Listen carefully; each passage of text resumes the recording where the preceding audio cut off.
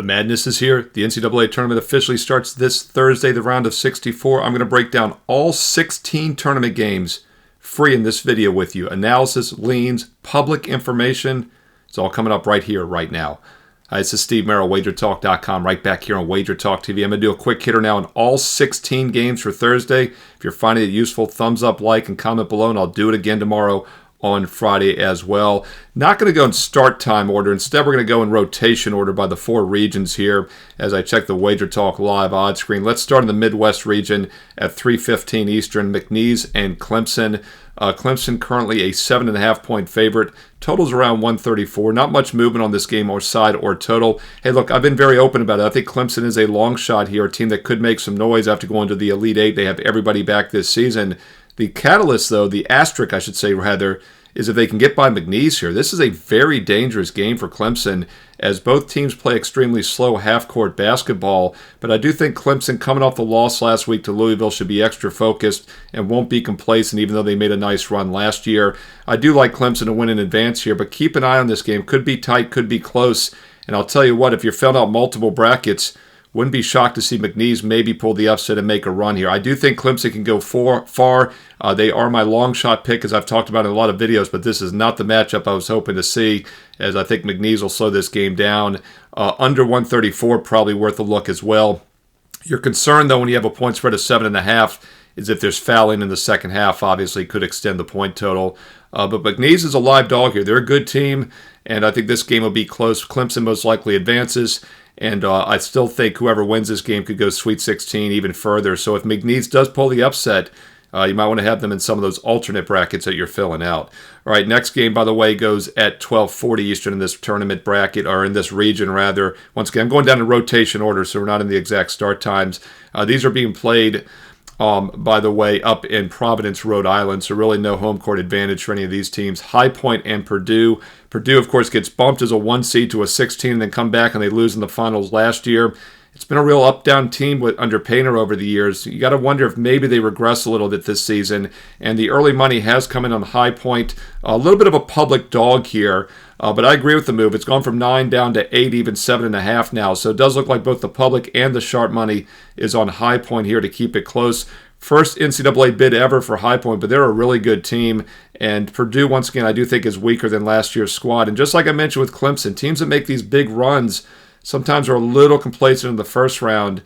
So we'll see if that happens with the Boilermakers here. After getting bumped a couple years ago, you would think they're on upset alert, but High Point should be able to keep it close. It's 7 o'clock Eastern here in Providence, Rhode Island. Arkansas and Kansas should be one of the more competitive games of the night. Kansas currently about a 5-point favorite. It opened 4.5. It's now up to 5. Total has moved quite a bit, 142.5 up to 145.5. So we have seen some money coming on the over in this game, which is interesting because Kansas has been a much better defensive team this year than offensive team. In fact, the reason I don't think they're going to go too far is that they don't even have a top 40 efficiency offense right now. Arkansas, though, Calipari's done a nice job in his first year there. He really turned them down the stretch. They got a lot better. They also are a much better defensive team than offense. They're not even top 80 right now in offensive efficiency. So a little bit of a surprise move with the over here, considering both teams have the defensive edge. Calipari at Kentucky for several years, very up and down. I mentioned Purdue. Kentucky had some first-round exits in recent years, so we'll see what Calipari does here. I think Kansas is the better team. I thought coming in this year they'd be a much better team. They've underachieved a little bit, but I do like the Jayhawks in this one, minus the 5. I agree with that money move. I think the sharp money is on Kansas in this game, and that one is, again, at 7 o'clock Eastern on Thursday night. Looking at the consensus data, by the way, Arkansas probably one of the more public dogs, yet the line has gone higher. So I think you could also say there's a public sharp square divide, if you will, with the public on Arkansas, but the sharp money on Kansas. And I would agree with KU here in this game. Once again, Arkansas looks like one of the more public dogs on Thursday. All right, finishing out the Midwest region here, going to look at Nebraska, Omaha, and St. John's. First bid ever for Omaha here, and it should be a runaway game for St. John's. Only concern here is that they're a little complacent after winning the Big East Championship last Saturday. This line's gone from 18 up to 18.5, 19. Total has risen as well from 145.5 up to 148. St. John's, the second best defensive team in the country this year based on efficiency metrics. Pitino, obviously, is a championship coach as well. I think the line's pretty much where it should be. The only way I would play it, though, is with St. John's. They should be able to name their score here. One thing I will say about Nebraska Omaha is they're a very good three-point shooting team, top 50 in the nation. So if they're hitting their threes and St. John's comes a little bit flat, they maybe can hang here. But I do think they're going to have some trouble with that pressure defense. They do take good care of the ball, though. They actually don't have a lot of turnovers. So maybe they can hang within the big number. I thought this one was priced pretty much where it should be, and not too much public information on this one either. The public, for the most part, stays away from these games. I did see some consensus sources showing St. John's was getting some heavy public money. So once again, if you're looking to fade the public in this game, probably a little bit on Nebraska. It's just going to come down to if they hit their three-point shots or not. All right, we're a quarter of the way through. Once again, if you're liking this quick hitter style, all 16 games for Thursday. I'll do it again Friday. Thumbs up, like, comment below. Let me know. I read the comments and I reply back. All right, the next region here in the betting rotation is the South region, and we've got Alabama State, Auburn. Alabama State, of course, just won to advance on Tuesday night. Very quick turnaround, just one day of travel and prep for one of the best teams in the nation, Auburn, but obviously the point spread reflects this. Line's gone from 31.5 to 32. Keep in mind, when Purdue lost to Fairleigh Dickinson a couple years ago, Farley played the play-in game, had one day and then traveled. So there is something about momentum. Maybe Alabama State in the first half, even first 10 minutes, can keep it close. But I like Auburn in this game. If you're going to play it, I would lay it. Once again, they can name their score. I don't get involved normally with these high point spreads. There's a lot of variance. Whether Auburn wins by 30 or 34 makes no difference to them, but it makes a huge difference to the bettors. Currently, the line is 32. I think it's priced pretty much where it should be. In fact, let me check my power ratings I sent out on this game. I had this one lined around about 29. So once again, you are paying a bit of a premium with Auburn, but then again, they're coming off a loss in the SEC championship game. So although I made the line 29, I really want nothing to do with Alabama State. It's just going to come down to if Auburn feels like blowing them out or not. A little bit of a public lean on Alabama State maybe, but it's too early to tell as this line's only been up for about a day now. Creighton, Louisville. By the way, these games are in Kentucky, Rupp Arena. So of all the games we're talking about here, I think Louisville will have the biggest home crowd edge, the in-state edge. And by the way, teams playing in their in-state have been a winning point spread team for decades, play for decades now in the NCAA tournament on the blind. So a little bit of a bump for Louisville playing in Kentucky here. And I do think they're the better team. Also, they're coming off the ACC championship loss. Always like teams that are coming off a loss, as is Creighton, of course, to St. John's. They're both coming off the Saturday night losses, so pretty much a wash there. But I do think Louisville's the better team overall. They've still won 20 of their last 22. And to put in perspective how amazing this turnaround has been, Louisville 2 years ago won 4 games. They went 4-28 2 years ago. Last year they went just 8-24, and now they're one of the best teams in the country. Public is pretty neutral in this game. I would lean Louisville minus the 2.5 points, and that game is an early game at 12:15 Eastern on Thursday. Also, a late game at 9:25 Eastern, UCLA and Utah State. This game once again in Kentucky, so a little bit of a travel for both squads. Money has come in on UCLA. They've gone from 4.5 to 5.5. Total has held pretty steady. Very little movement this week at 143.5, but we have seen some money come in on UCLA. As far as the public consensus in this game, let me check my current numbers here. We got so much we're working with here. Pretty neutral from what I'm looking at here. I really don't see much. A little bit of a public dog lean maybe on Utah State. I'd say it's a light lean only on Utah State. The tricky thing for UCLA is which team shows up. This team was marked for dead back in December, early January. Mick Cronin got emotional, got mad, ended up getting his 500th career win a little bit later. Of course, he lost the first chance as an 11-point home favorite. They flew his 83-year-old father out, and they lost as an 11-point favorite to Minnesota, and then they got the 500th win right after that for Cronin. So they've been a little bit of a bipolar team, but I do think they're the better squad here. Also, keep in mind, Utah State benefits from playing in altitude. And when it's a non-altitude game, these teams are often much weaker, and that's been the case with Utah State this year. Their numbers offensively especially not as good on the road, and I think that'll show here in this game.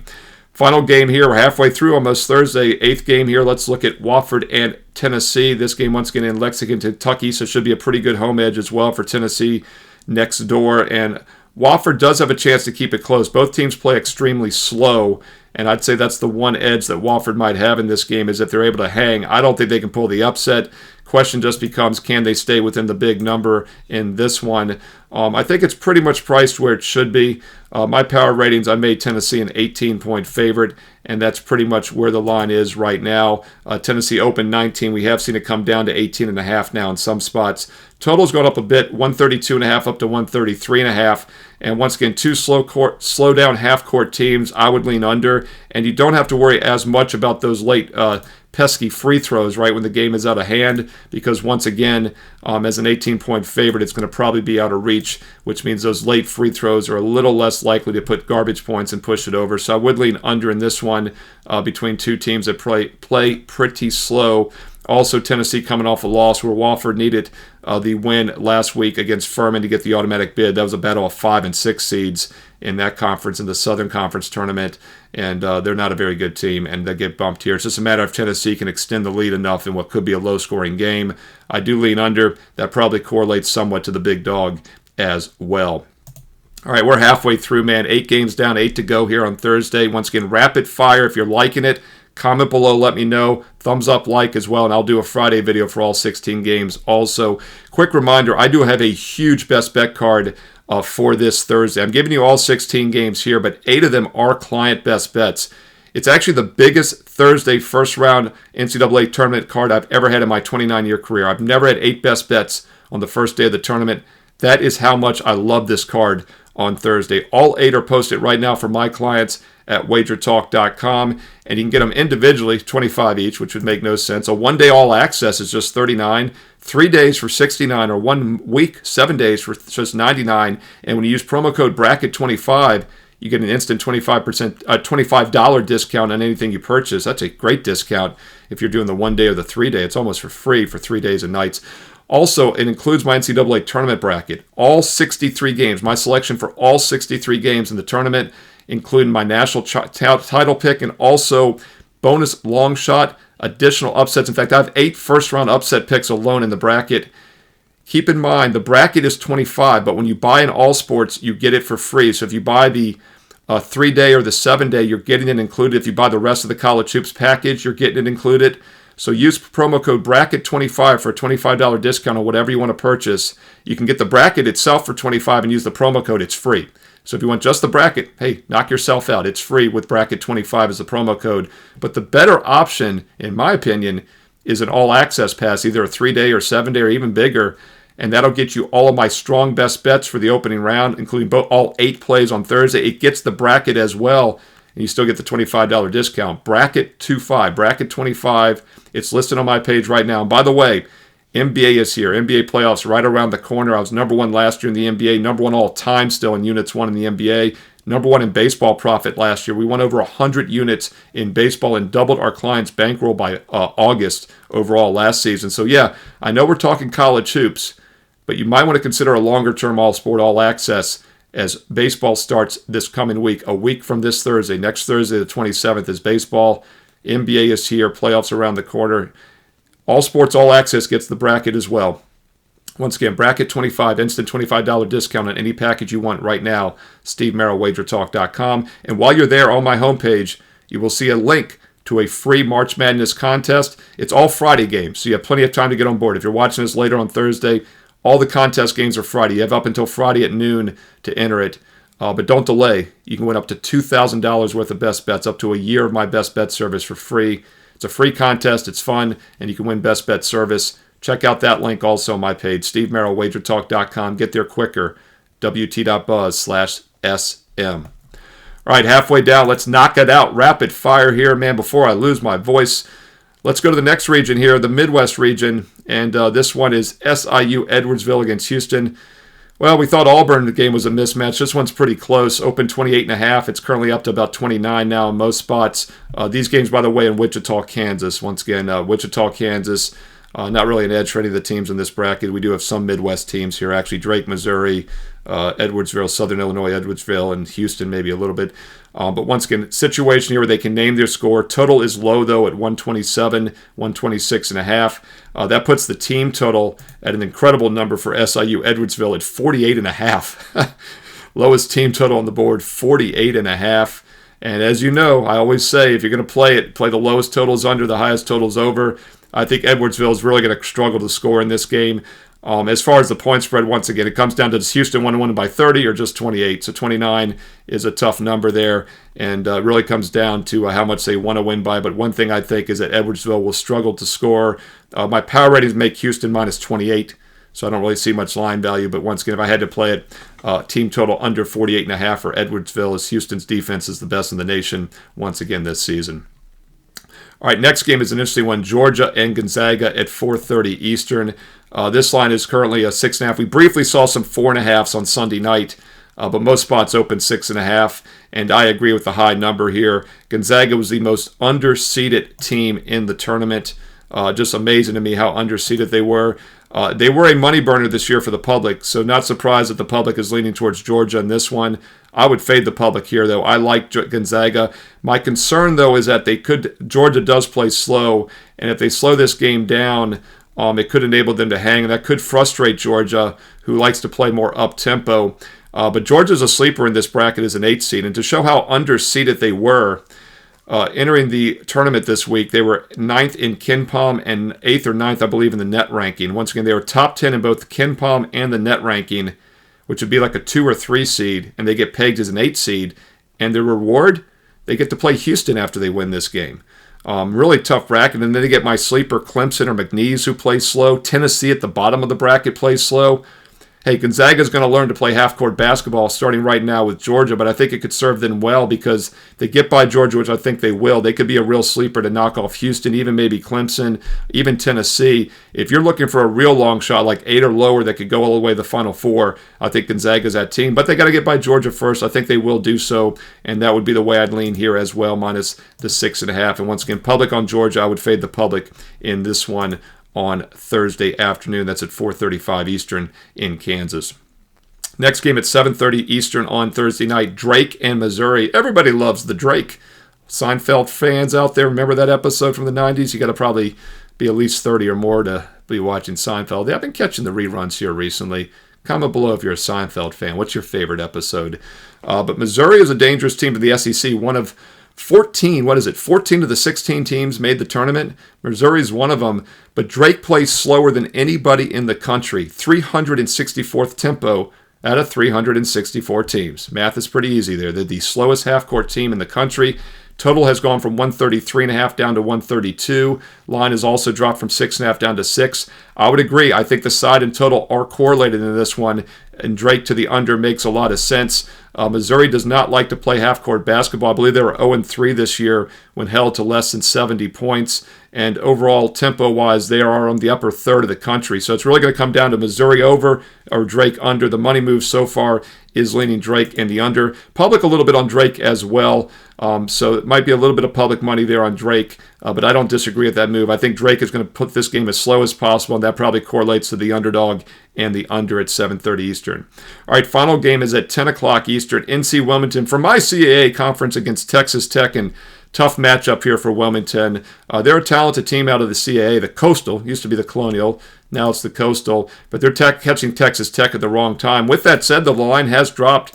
Opened as high as 15.5. It's down to 14.5. Total's gone from 142.5 down to 142 in some spots, but it's really holding steady. Very little movement on the total so far this week.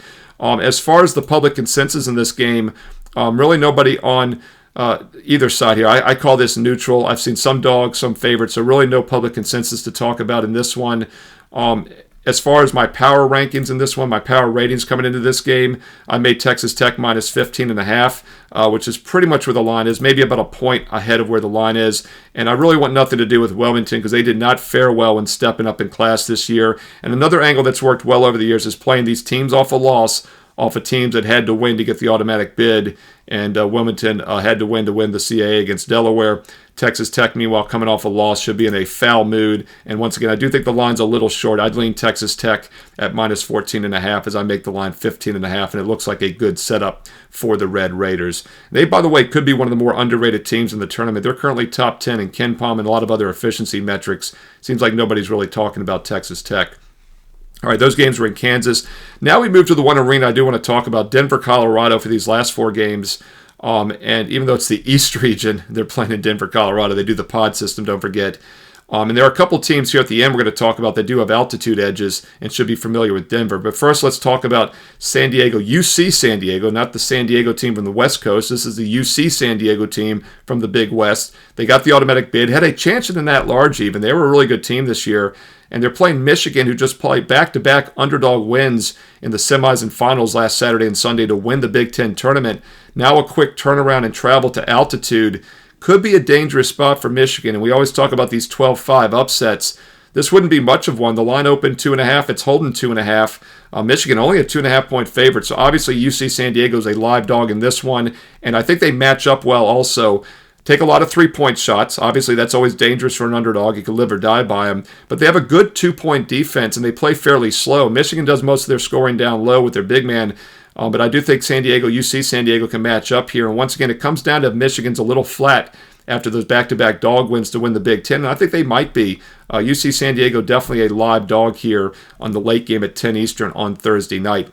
The other night game here in Denver is Yale and Texas A&M, and this line has held steady all week. 7.5, A&M the favorite. Yale, the totals dropped a little bit from 140.5 down to 139. Yale is getting some public money, though. I'd say Yale's one of the more public dogs this week. But I don't disagree with it because I want nothing to do with Texas A&M laying 7.5. They're just such an inconsistent offensive team. I actually think Yale might be the better offensive team in this game. A&M does hold an edge defensively, obviously, and that'll be big, and they come from that powerful SEC conference. But Yale's pretty good offensively. Whether they have anything left in the tank or not, we'll see. They had to beat Cornell in the Ivy Finals on Sunday, so a little bit of a quick turnaround. But they take care of the ball. They're a top 40 offensive efficiency team. They're a top 20 turnover percentage team on offense. And they take a lot of three-pointers. Well, not a lot of three-pointers, but they shoot them really well. They're the 9th best three-point shooting team in the nation. And you contrast that to a Texas A&M squad that's at times this year been pretty sloppy on offense. In fact, Texas A&M ranks just 316th in three-point percentage. Now, obviously, they played a much tougher schedule. But Yale is the better outside shooting team, which gives them a chance here as a 7.5-point dog on Thursday night. All right, final two games here. We do have altitude situations to talk about. BYU. I think BYU could be a little bit overrated this year, but they are used to playing in altitude, and they catch VCU at 4 o'clock Eastern in Denver. VCU's a live dog here once again. They're just a 2.5-point dog, so obviously an outright upset would not be much. And I do like the matchup here. My concern, though, is that BYU is used to playing in altitude. So if you're looking at VCU, maybe take a look at them early in the first half. But I think they'll come to play and they'll be fresh for the whole game, where it might catch up to these teams who are on the quick turnaround second game on Saturday for all the winners. That's something to keep an eye on. If BYU does advance, they probably have more of an edge, in my opinion, in the second game on Saturday, second and third days in altitude. I think VCU will be plenty fresh here. But once again, very little movement on the side. It's held 2.5. Total's moved a lot, though. 142.5 up to 146. We have seen some money on the over here. And I don't disagree. Should be a fairly fast pace if BYU is able to push tempo, as they are one of the better offensive teams in the country. But once again, these altitude teams often benefit from playing at home in the thin air, and their opponents sometimes don't do as well. So I do think BYU's offensive stats may be a little misleading, but they're still a really good offensive team overall. The key to this total, though, is going to be VCU, if they can slow things down or not, because they do play at a below-average tempo, and they have one of the best effective field goal defenses in the nation. So little surprised to see this total bump about 3.5 points higher with no movement on the line, because I do think BYU in the over, VCU and the under are somewhat correlated in this game on Thursday afternoon. And then finally at 1:30 Eastern Thursday is the other altitude team, Montana. But the difference here, they're a big underdog. They're not likely to beat Wisconsin. Wisconsin opened 16.5. It's now up to 17. And there has been some sharp money on Wisconsin. And it's also a sharp square divide here because I think the public is leaning towards Montana, yet the line has gone higher. So another sharp square divide that I talked about with Gonzaga, I would say fits Wisconsin as well. In this one, total has also risen quite a bit from 148.5 up to 151.5. Overall, my ratings in this game, I make Wisconsin only a 14-point favorite. So unfortunately, you are giving up some line value at minus 17. But if you're going to play it, I would still lay it. And I agree with the sharp money move. Line's a little higher than I'd hoped. But I think Wisconsin's going to be in a foul mood after shooting just 22% in the Big Ten title game on Sunday. Now, the concern, of course, it's a fairly quick turnaround, 3 days travel after that long Big Ten tournament, and they are playing in altitude. So once again, maybe Wisconsin first half is worth a look here. We can, cut that inflated line it down a bit to about 9.5, 10. And if fatigue kicks in, it doesn't hurt us as much. So I do lean Wisconsin. First half minus 9.5, 10 might be a safer option in this game on Thursday at 1 Eastern, 1:30 Eastern to be exact. Woo! I got a little bit of voice left, but I feel the throat getting hoarse. 16 games here, rapid fire in about 25 minutes. We'll do it again tomorrow and Friday. If you found it useful, thumbs up, like, comment below, let me know, and I will give you all 16 games for Friday as well. I do read the comments and I reply back. I love the support here. Also, drop the games you like here on Thursday. What are your best bets? Hey, underdog shockers, what's your highest seed or lowest seed I can ever... Biggest underdog to win on Thursday. Let's just phrase it that way. Drop a big underdog, whatever you want. Biggest upset, biggest blowout. Hey, include some analysis if you have time. Let's learn and earn and win together here on WagerTalk TV. And don't forget, click subscribe and click the bell for an instant alert so you know when all these free play videos are posted every day of the tournament. I'm going to try to do it for every round of the tournament. And when you click subscribe and you click the bell, you'll get an instant alert when these free plays are posted each and every day, these free play videos. And don't forget, I've got 8 best bets. 8 of these 16 games are going to my personal clients for Thursday. It's the biggest Thursday opening round card of best bets I've ever had in my 29-year career. Never had 8 on one day like this. I really like this card. I really like some of these matchups and some of the situational edges. All the games are backed with full detailed analysis, and they're ready right now on my page, Steve Merril, WagerTalk.com. Once again, you can buy a 1 day, a 1 week, a 1 month, a 1 year, 3 day. Every client gets the same plays I'm personally using. If I'm using a game, my clients get it each and every day. And right now you can save $25 instantly on any purchase with promo code BRACKET25. Bracket25, Bracket25.